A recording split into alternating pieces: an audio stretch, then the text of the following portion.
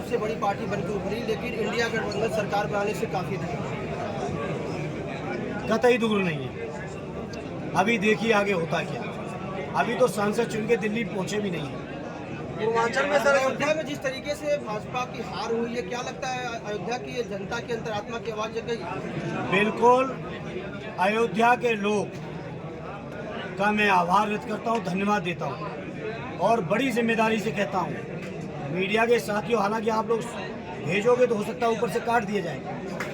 भगवान राम की भी मर्यादाओं को तोड़ने का काम बीजेपी के लोगों ने किया। लोग दावा करते रहे कि हम भगवान राम को लाए हैं।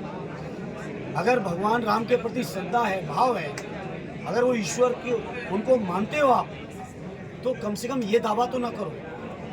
आपने कहा कि भगवान राम को हम लाए। भगवान राम त्रेता युग में थे, भगवान राम हर जगह हैं, लेकिन बीजेपी के लोग ये दावा करते घूम रहे हैं। यही नामांकन के दिन बीजेपी के प्रदेश अध्यक्ष आए थे।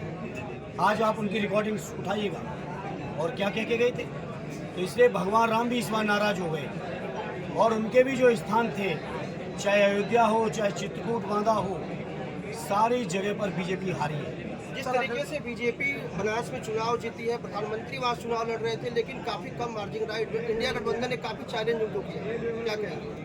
हमारे राष्ट्रीय अध्यक्ष जी लगातार कह रहे थे कि क्योटो में संघर्ष है, हो सकता है। शायद लोगों को अंदाज होता है इतनी नजदीक आएंगे तो लोग वहाँ भी परिणाम बदल देते। लेकिन जिस तरह से ग्राफ गिरा है, मीडिया के लोगों, पूरा देश महसूस कर रहा है कि झूठ की राजनीति लंबे समय नहीं चल सकती, धोखे की राजनीति लंबे समय नहीं चल सकती। दिन भर पिछड़े की बात बीजेपी को भाषण दिए। आप बताओ, 350 लेटरल एंट्री की है आईएएस की पोस्ट में। मैं लगातार पूरे चुनाव में प्रेस के माध्यम से पूछा और अब संसद में खड़े होकर जाके पूछूंगा कि बताओ कितने दलितों को, कितने आदिवासियों को, कितने पिछड़ों को आपने भागीदारी दी। बताएं बीजेपी के लोग।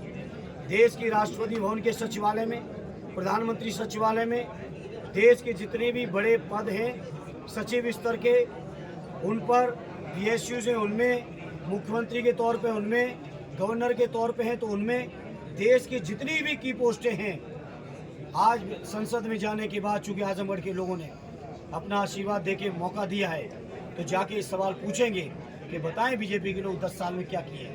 सरकार जातीय जनगणना पर जब बीजेपी विपक्ष में थी 2010 और 11 में, उस समय जातीय जनगणना का समर्थन कर रहे थे और जब सत्ता में आए, कई बार संसद में ये सवाल उठा।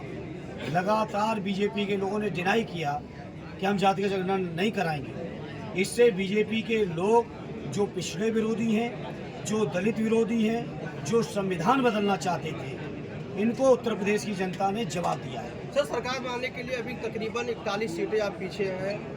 एनडीए के कुछ साथी के आपके संपर्क में है तो क्या बात? देखिए, अभी हम तो आजमगढ़ का कल प्रमाण पत्र लिए हैं और मैं प्रयास में हूं कि हम सभी लोगों को धन्यवाद दें और आपके माध्यम से पूरे क्षेत्र के लोगों को धन्यवाद दें। सांसद जी, यूपी की जनता ने सबसे ज्यादा सीटें दी हैं समाजवादी पार्टी को। अखिलेश यादव एक बड़ा चेहरा पर तो भरे, क्या कहना है? आदरणीय अखिलेश यादव जी के नेतृत्व में एक बार फिर जो समाजवादी पार्टी का पुराना इतिहास था, सदैव नेताजी के कार्यकाल में 2004 के चुनाव में, उस कार्यकाल के समय जो परिणाम आए थे, उस परिणाम को दोहराया है। मैंने कल अपने कार्यालय के कार्यकर्ताओं के बीच एक बात कही थी, आज अगर सदैव नेताजी होते तो दुनिया में सबसे ज़्यादा अगर कोई प्रसन्न होता तो आज सदैव नेताजी होते, क्योंकि उनका सपना रहा है पार्टी का विस्तार हो। उनका सपना रहा है कि समाजवादी पार्टी कभी बुजुर्ग ना हो, हमारी पार्टी हमेशा नौजवान रहे। तो आज जो जनता ने परिणाम दिया है, ये नेताजी के सपने को पूरा किया है। आदरणीय अखिलेश यादव जी के नेतृत्व में एक बार फिर हमारी समाजवादी पार्टी वहीं पर पहुंच गई है जो सदैव नेताजी के समय टॉप पर थी।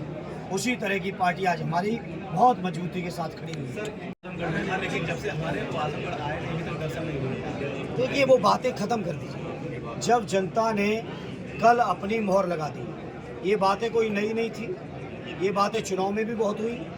अगर उन बातों में दम होता तो जनता की मोहर इतनी बड़ी नहीं मिलती।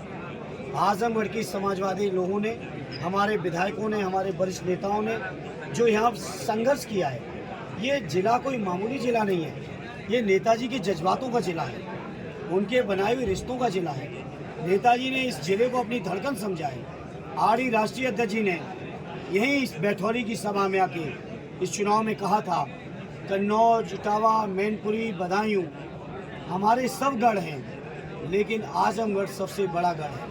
तो जहाँ इतना फक्र हो हमारे राष्ट्रीय अध्यक्ष जी को, आरडी नेताजी को जिले पे फक्र हो, वहाँ ये बातें जिन मुद्दा विहीन लोगों की बातें हैं। और रही बात आज में चुनाव परिणाम आने की बात, मैं कह रहा हूँ 2 महीने के अंदर आजमगढ़ के लोग उनसे सवाल करेंगे जो हमसे सवाल करेंगे। और